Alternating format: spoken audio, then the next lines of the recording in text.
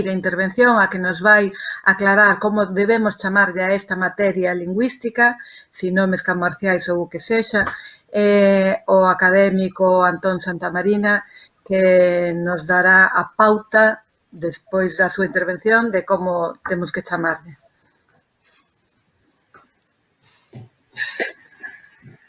Bueno, pois empezo eu xa, non? Por favor. Tiña previstas unhas diapositivas, non sei se se poden proxectar simultaneamente mentre eu falo. Quería poñer a primeira. Aí está. Bueno, vese regular, pero...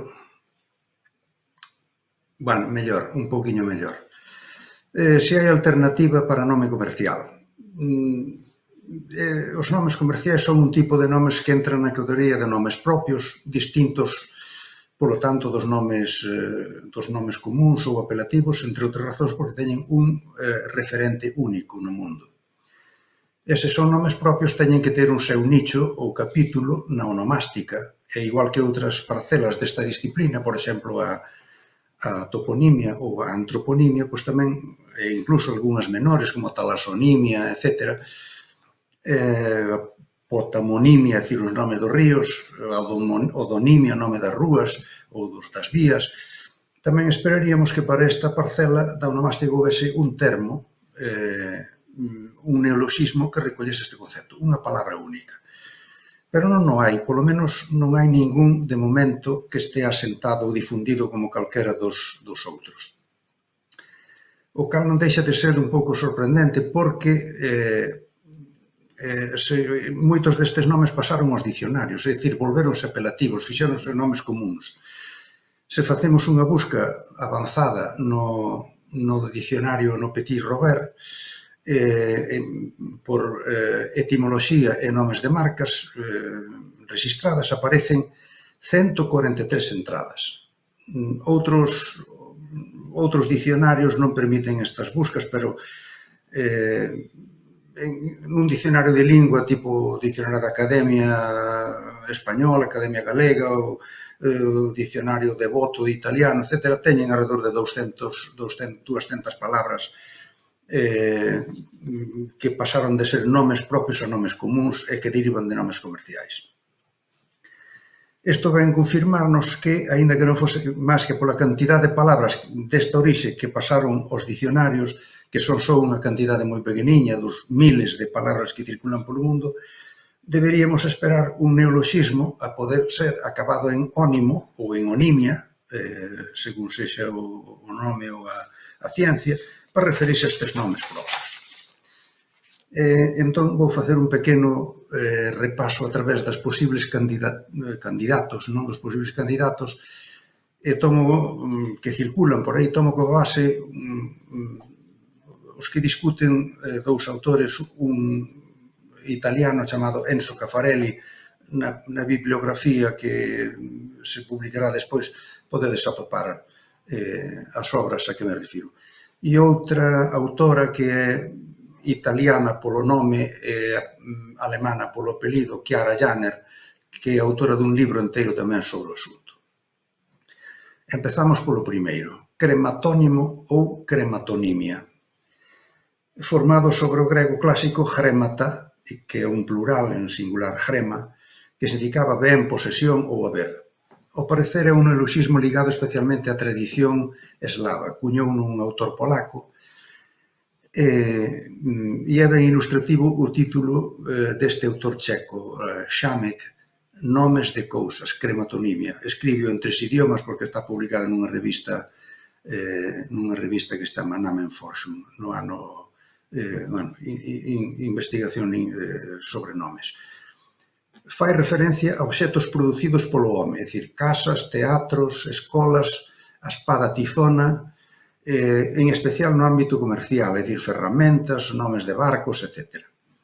De momento non tivo éxito ningún fora de Polonia e algún país eslavo, entre outras razóns seguramente porque a palabra crematos está máis vinculada ao concepto diñeiro hoxe, non falamos de o valor crematístico dunha cousa, non?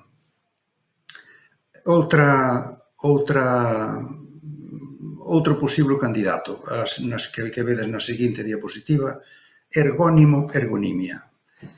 Do grego ergon, acción, é dicir, o sentido abstracto de acción, ou ben no concreto de artefacto, unha cousa concreta feita. Ten un elemento que coñecemos cando nos referimos a algo que é ergonómico, é dicir, que é manexable, que fai cómodo o traballo.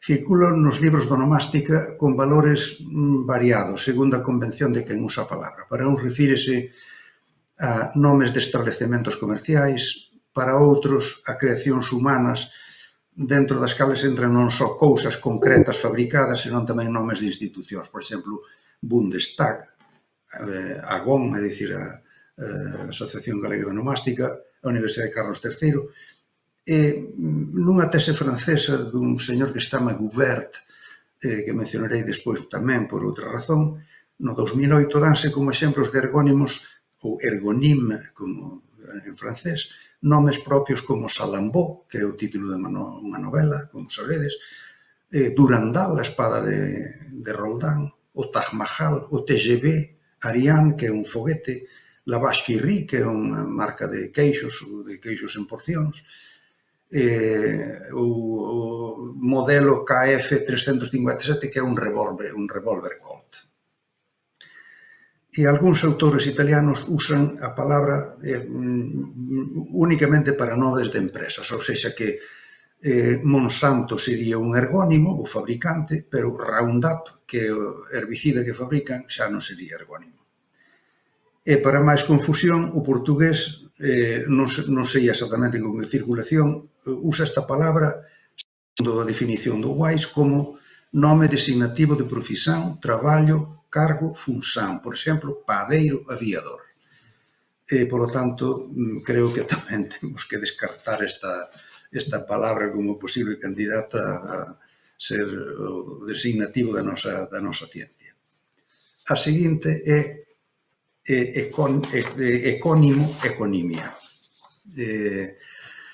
Do grego clásico oikos, casa, especialmente no sentido de conxunto de bens de persoas que constituía a unidade básica da sociedade na maioría das cidades-estado de Grecia. É dicir, entraban aí os habitantes da casa, a casa mesma, os escravos, etc. Ecónimo ten un pouco de circulación entre nós desde hai tempo co sentido de nome de casa, aquí nos círculos da onomástica galega, porque en Galicia, nas aldeas, cada casa ten o seu nome. Está aínda por facer este traballo de os nomes das casas en Galicia, e un nome moi caído sería a econimia e os ecónimos, os nomes das casas.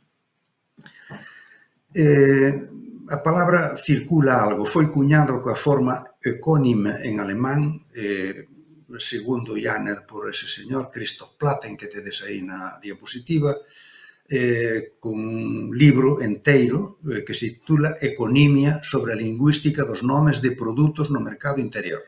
É dicir, nome de produto, queda excluído o fabricante, por tanto. En castelán fixéronse eco desta proposta, quizás porque un dos autores é alemán, ou é alemana, Carlos Guerrero e Ana Kuiper, cun traballo de título ben explícito, Econimia e Historia de la Lengua, propuestas para un estudio diacrónico dos nombres de marca en España. Nos dous casos restrínxense, como vedes, a denominación de nomes de marca. Os autores destas obras, cando utilizaron o primeiro elemento eco en econimia ou en ecónimo, están pensando máis no contido da palabra economía que non no contido da palabra casa, que era o sentido originario que tiña en grego. Non sei, eu creo que, na miña opinión, tamén é un uso pouco acertado como equivalente de nome comercial. Paso a outra denominación, marcónimo.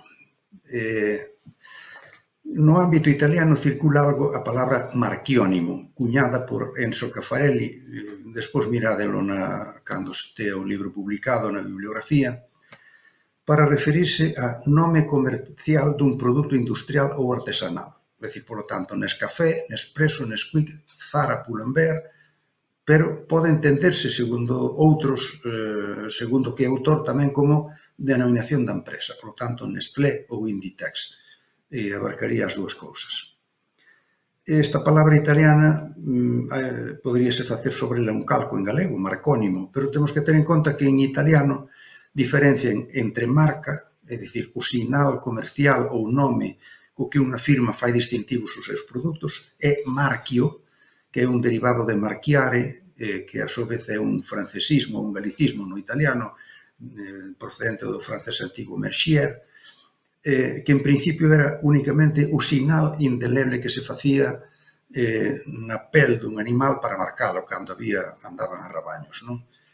E tamén no italiano moderno tamén circula como o sinal co que se marcan os produtos dunha empresa, é dicir, o selo, e tamén o produto ou a empresa identificados con ese sinal.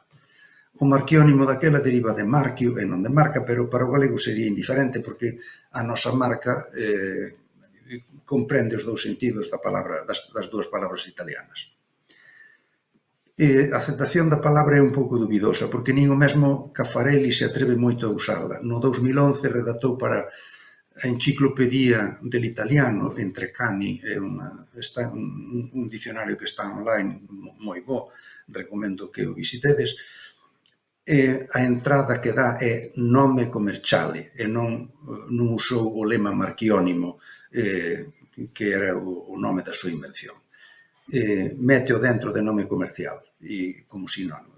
Di el textualmente, chámase nome comercial ou marquiónimo o nome co que é coñecido no comercio un determinado produto ou o nome da casa que o produce.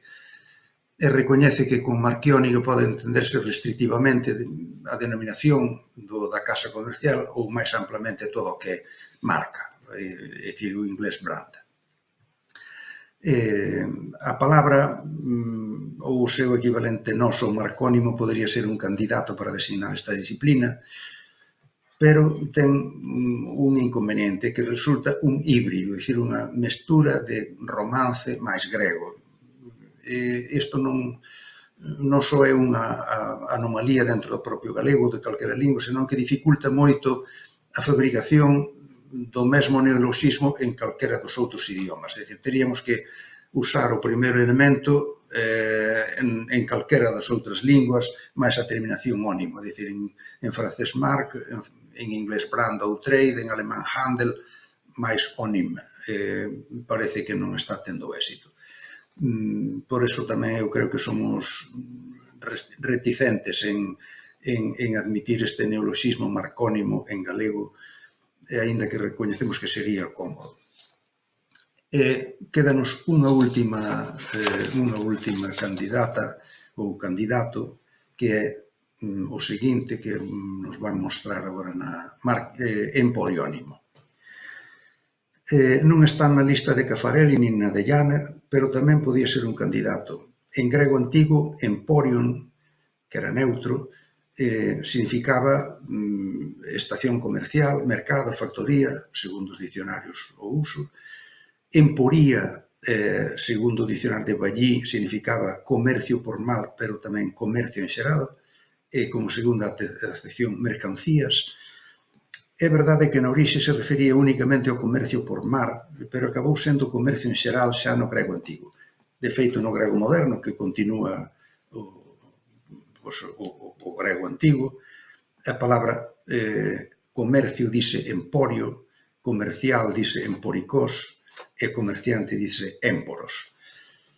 Pensei que se me ocorrera a min o neoloxismo, pero despois dunha busca no Google vexo que hai un artigo inteiro en polaco, lingua que entendo, pero polo abstract vese que vai dese asunto.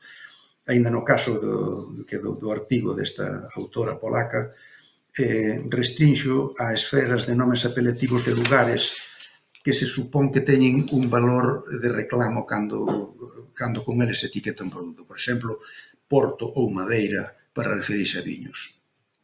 A autora fai responsable da cuñación deste nome en polaco, Emporionim, outro filólogo polaco, Adam Siwicz, neste caso nun artigo que non ten abstract, por lo tanto non sei de que vai exactamente, pero é doado adiviñar que se non é nome comercial ten que ser algo que se lle chegue moito. E ademais vexo que tamén ese doutorando francés do 2008, Gouvert, na súa tese toca incidentalmente este tipo de nomes e de signos como emporionim, marcas de comercio, e divídeos en dous tipos referenciais, por exemplo, Chez Bebert, que é un nome de restaurante, Le Ritz, que é un tipo de hotel ben coñecido, Michelin, Société Française de Radiotelefone, ou ben poéticos, o Cocardí, é dicir, o Galo Valente, que é un restaurante, Le Bon Marché, Moulinés, Aspró, etc. Cadra bastante ben co que buscábamos para o nome da nosa disciplina, emporionimia, pero ten un inconveniente, é que nas linguas modernas a palabra emporio en castelán ou italiano, emporium en inglés ou en alemán, en francés, é un cultismo que circula na súa acepción clásica de establecemento comercial nun país estranxeiro ou tamén con outras acepcións secundarias como lugar onde se comercia moito, como podría ser a cidade de Hong Kong ou aínda imperio comercial, como podía ser Inditex ou Amazon, entre outras cousas que ten máis significados. Por iso tamén me parece unha opción pouco aceptable. E así que, finalmente, pasamos ao resultado final. Na miña opinión, a opción menos mala é conformarnos co nome que se ven usando habitualmente, nome comercial, tanto para casas que fabrican como para obxectos fabricados. Ten o inconveniente de que non pode ser lema nun dicionario, como topónimo ou antropónimo. E, ademais, a disciplina tamén, para a disciplina, teremos que usar unha frase onomástica comercial. Ademais de estar o sintagma nome comercial xa consolidado, correspóndese que o uso de outros idiomas. En inglés din, se facedes unha busca en calquera plataforma da internet, aparece como trend name ou brand name en inglés, nome comercial en francés, nome comercial en italiano, Handelname en alemán e así sucesivamente. E é significativo que nin siquiera o grego moderno use unha única palabra especial para isto, porque usa emporikí eponimía, é dicir, eponimia comercial, etairikí eponimía, eponimia corporativa, ou emporikí onomasía, é dicir, nome comercial. Así é que sinto ter dado tanto arrodeo e consumido tanto tempo para acabar chegando ao punto do que se partía, ou seja, para deixar as cousas como estaban. Nome comercial e onomástica comercial. Pero había que intentalo.